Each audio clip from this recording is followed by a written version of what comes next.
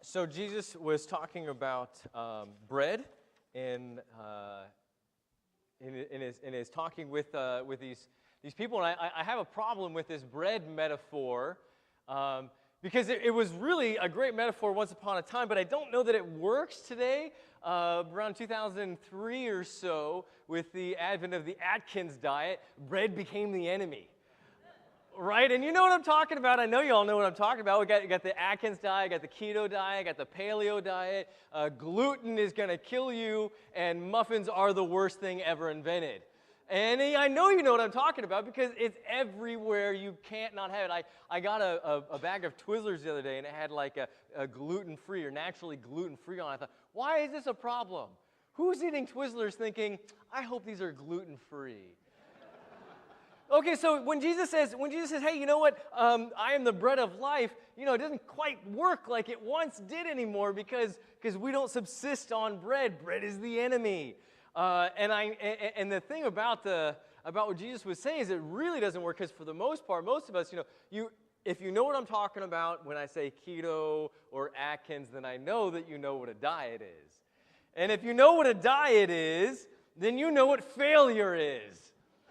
Oh, yeah, because that's the reality of life. That's how it works. Look, you get the book, and it says, eat like this. Just go to the tree, and whatever you can gnaw off the bark, that'll be your dinner. And then whatever else is great, just don't eat that. Well, that's the problem. The problem isn't that you don't like bark. I mean, maybe you like it, maybe you don't like it. That's not the problem. The problem is muffins are good, and you want to eat more muffins. And this is the same problem with every self-help book. Every self-help book will tell you, hey, follow these 7 steps, you'll be more efficient, you'll be more powerful, you will win friends and influence people, or whatever the self-help book is. Don't do this, don't think negative thoughts, do these things. But the problem is, you can get all excited about a self-help book, you can get all kinds of motivation from a self-help book, but it takes more than motivation and excitement to change.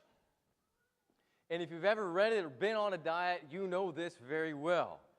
That to change takes more than willpower. It takes more than a pill.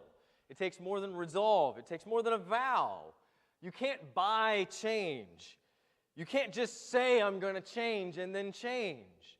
What'll end up happening is you'll try, you'll do the thing, you'll get confused about what you want to do, you'll get frustrated because you know what you should do, and then you see yourself doing something else, and then you fail, and then you feel guilty.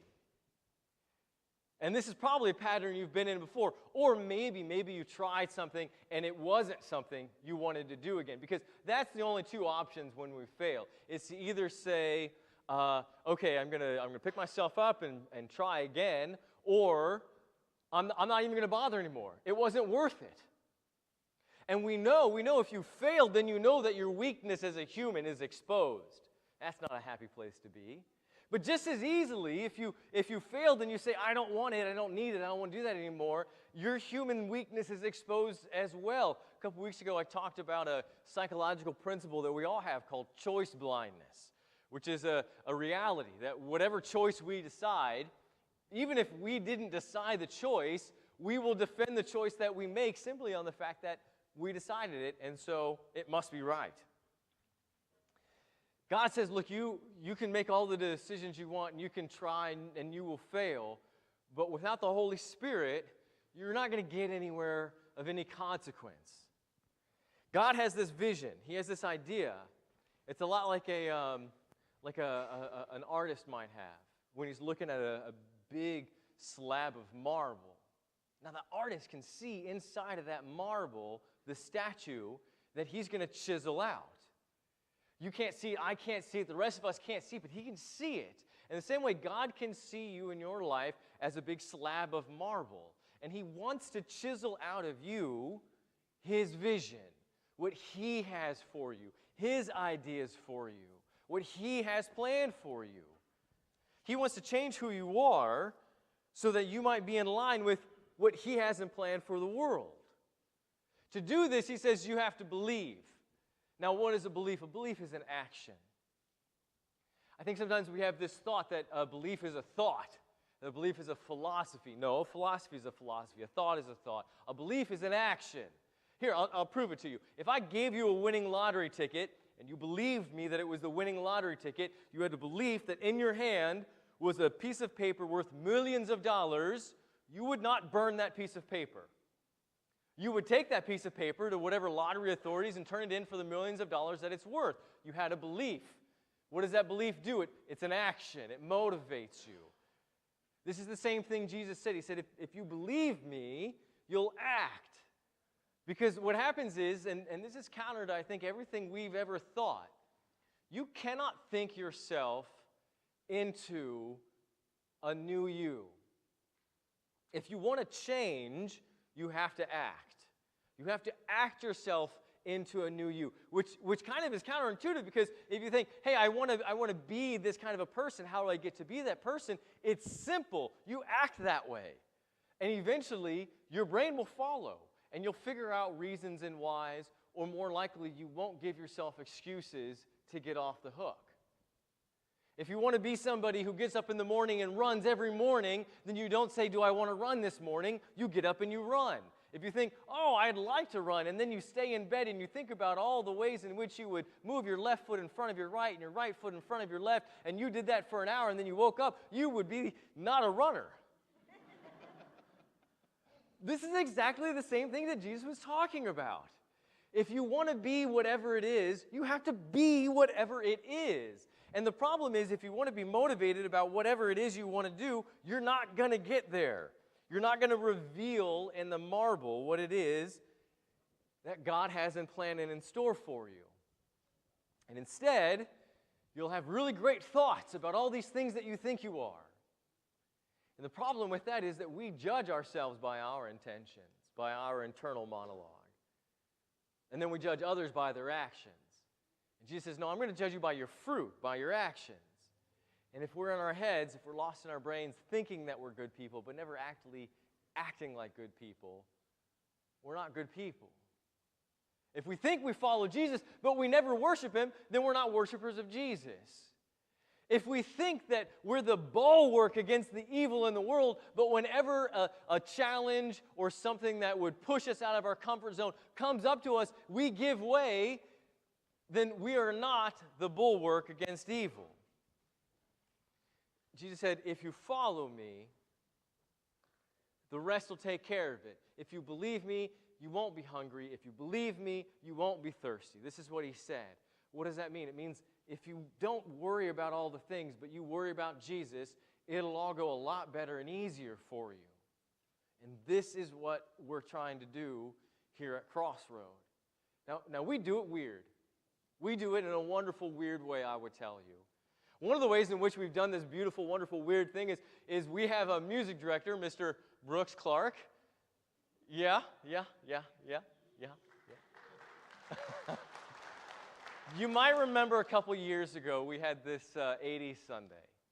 And on that 80s Sunday, we took a bunch of 80s songs, and then we switched out the words for them, right? Okay, well, why did we do that? So that's called contrafactum. I know this word not because I'm smart, it's because I listened to Brooks. He taught me what this word means, but I knew what it meant all along. I promise you, I really did, because back when Martin Luther was doing what he was doing, he did the exact same thing. He took words from the old drinking songs in the bars and brought them into church, and he changed the words, and boom, you have this great song, and you have it in church, and it has a lot of power. Now, how do we work in this congregation? Because the way that Jesus told us to work is to act. He didn't tell us to be weirdos. He just told us to be act. Now, you might act like a weirdo, and that's okay. That's all right.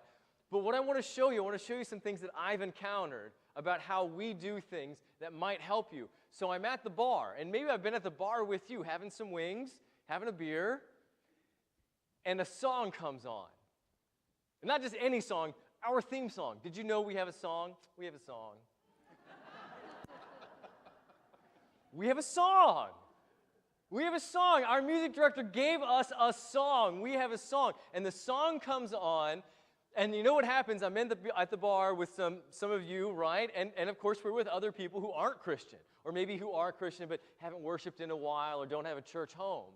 And this song comes on, and I don't even have to say anything. The people I'm with just jump up and they go, oh, we sing this one in church. No, we do. We sing it. In fact, we're going to sing it today. It's the last song we sing today. As you all suddenly find your bulletin to figure out what I'm talking about. This is our song, y'all.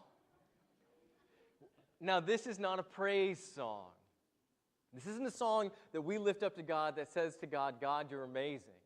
It's actually a different kind of a song. It's a marching song is what I would call it. It's a song that tells us who we are. We are the bread of life. We are the one who feeds the world because God has already fed us. And this song is about streetlight people. What's the streetlights? Well, the world is full of darkness and trying to eclipse what God's glory is and make us live in a world where we get lost. Now here's the thing. We get lost. So what do you have to do? Well, you have to hold on to that street lamp. You have to get back into the light. Well, that's church.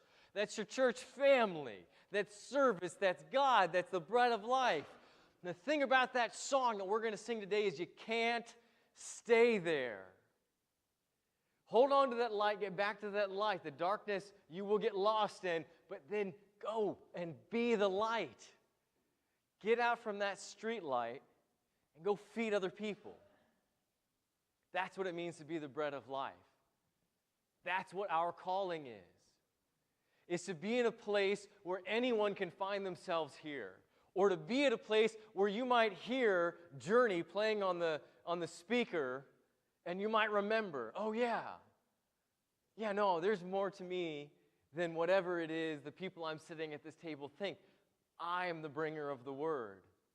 I am the bread of life. You are the bringers of the word. You are the word of life. Be the bread. Feed the people in the bars, in the bingo parlors, in your offices, wherever you find yourself. Be the light of the world, Crossroad. That's why we're here, so that you can leave.